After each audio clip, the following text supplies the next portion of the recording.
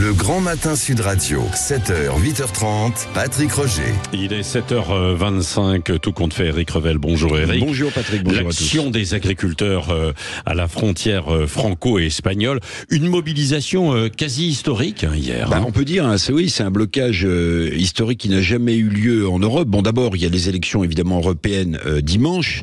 Or, je vais vous citer cette phrase de Jérôme Bel, ce syndicaliste indépendant qui organisait la mobilisation. Il dit 80% des lois agricoles se décident à Bruxelles. Donc, on a compris que maintenant, le cheval de bataille n'était plus national, mais européen. Alors pourquoi cette mobilisation est historique, elle se poursuit aujourd'hui?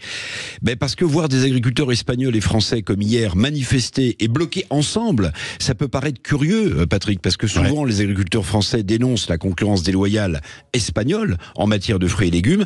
Donc cette alliance franco-espagnole démontre une inquiétude commune face notamment aux traités, au pluriel, des traités de libre-échange, et face à d'autres concurrents du bassin méditerranéen. Oui, à quel pays pensez-vous alors, hors accord de libre-échange agricole? On peut penser très clairement à la concurrence du Maroc. Par exemple, au Maroc, évidemment, les coûts salariaux sont bien plus bas qu'en Europe, les fruits et légumes sont beaucoup moins chers, et ils arrivent dans nos pays, en Europe, de l'autre côté de la Méditerranée, mettant en difficulté les productions locales. Le problème, c'est que la balance commerciale agricole avec le Maroc est plutôt positive pour la France. On y exporte quoi? On y exporte du blé, des pommes de terre et du lait français. Donc, la remise en cause des importations de fruits et légumes marocains pose évidemment un problème. Puis vous l'avez dit, les traités de libre-échange sont toujours dans le viseur de la contestation qui continue, même si les grands syndicats agricoles étaient absents, sauf la coordination rurale qui a tweeté, visé les fameuses clauses miroirs, ces conditions réciproques pour importer et exporter.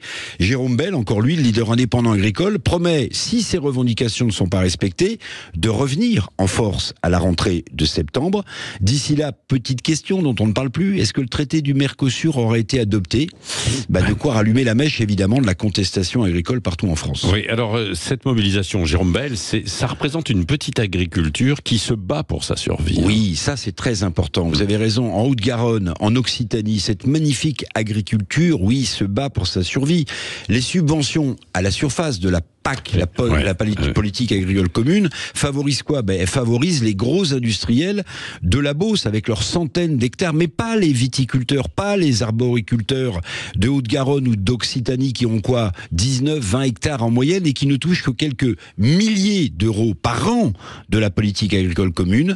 Donc c'est aussi, cette agriculture dont nous avons besoin pour ne pas oublier nos traditions et nos racines. Oui, merci Eric Revel. Et il y aura de nouveau des actions aujourd'hui des agriculteurs du côté de Bruxelles. Il est 7h28.